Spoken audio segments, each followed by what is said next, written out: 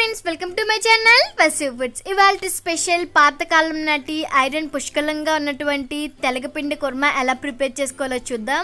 మా అమ్మమ్మ వాళ్ళు వాళ్ళ కాలంలో ఎక్కువగా వారానికి ఒకసారైనా సరే ఇలా ప్రిపేర్ చేసుకొని తినేవాళ్ళంట. ఎందుకంటే ఇవి తినడం వల్ల చాలా బలంగా ఉంటారు. అంతేకాకుండా బాలింతలు ఉంటారు కదా, వాళ్ళు పచ్చిమి చేసేటప్పుడు బలంగా ఉండటం కోసం ఈ రెసిపీని కంపల్సరీగా చేసి పెట్టేవారట. సో అది ఎలా ప్రిపేర్ చేసుకోవాలో చూద్దాం. స్టవ్ ఆన్ చేసుకొని ప్యాన్ పెట్టుకున్నాను.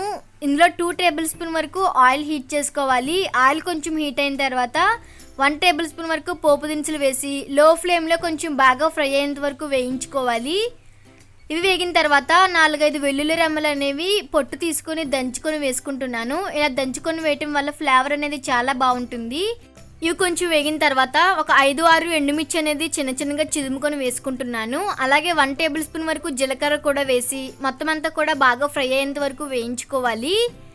ఎండుమిర్చి అనేది మీ కారాన్ని బట్టి మీరు యాడ్ చేసుకోవాలి, ఎందుకంటే ఇందులో ఎటువంటి కారం అనేది యాడ్ చేయము కదా. అలాగే 1 రెమ్మ వరకు కరివేపాకు వేసి కరివేపాకు అనేది చిటపటం అనేంత వరకు వేయించుకోవాలి. ఈ మొత్తం అన్ని కూడా వేగిన తర్వాత 1 కప్పు వరకు వాటర్ వేస్తున్నాను. అలాగే 1/2 టీ స్పూన్ పసుపు, సరిపడా సాల్ట్ వేసి సాల్ట్ మొత్తం అంతా కూడా కరిగే విధంగా మొత్తం అంతా కలుపుకొని మూత పెట్టుకొని హై ఫ్లేమ్లో ఎసరు అనేది బాగా మరిగేంత వరకు మరిగించుకోవాలి.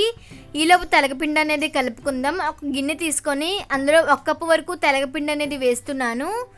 ఏ కప్పుతో అయితే వాటర్ అనేది తీసుకున్నామో అదే కప్పుతో తెలగపిండి కూడా తీసుకుంటున్నాను. ఇప్పుడు ఇందులో కొద్దిగా వాటర్ యాడ్ చేస్తూ మొత్తం అంతా కూడా ఎక్కడ ఉండలు లేకుండా కలుపుకోవాలి. చూసారు కదా, కన్సిస్టెన్సీ అనేది ఎలా ఉంటే పర్ఫెక్ట్గా ఉన్నట్టు.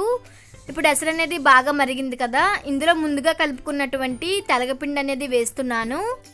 చాలా మందికి తెలగపిండి అంటే డౌట్ వస్తుంది కదా. ఏం లేదండి, నువ్వులాడిన తర్వాత పొడి అనేది వస్తుంది, ఆ పొడినే తెలగపిండి అంటారు.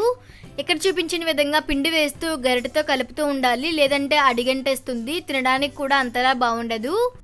దీనిని ఉడికించుకున్నంతసేపు మీడియం ఫ్లేమ్లోనే ఫ్లేమ్ ఉంచి దగ్గరే ఉంచి కలుపుకోవాలి. అలా అయితేనే పర్ఫెక్ట్గా వస్తుంది. చూసారు కదా, 2-3 నిమిషాలకి వాటర్ అంతా కూడా ఇలా బయటకు వచ్చేస్తుంది. ఒక 5-10 నిమిషాలకి మొత్తం అంతా కూడా వాటర్ అంతా ఆవిరైపోయి చూసారు కదా, ఎగ్ కుర్మాలా ఇలా ప్రిపేర్ అవుతుంది. సో ఇలాగుంటే పర్ఫెక్ట్గా ఉన్నట్టు అనమాట. స్టవ్ ఆఫ్ చేసుకొని వేడివేడిగా సర్వ్ చేసుకోవడమే. చూసారు కదా, చాలా సింపుల్ అండ్ ఈజీగా ఐరన్ పుష్కలంగా ఉన్నటువంటి రెసిపీ అనేది రెడీ అయిపోయింది. సో మీరు కూడా తప్పకుండా ట్రై చేసి మీకు ఎలా కుదిరిందో నాకు కామెంట్ చేసి చెప్పండి. అంతేకాదు రైస్లోకే కాదు చపాతీలో కూడా సూపర్గా ఉంటుంది. ఈ వీడియో కనుక నచ్చినట్లయితే లైక్ చేయండి, షేర్ చేయండి, అలాగే నా ఛానల్ని సబ్స్క్రైబ్ చేయండి.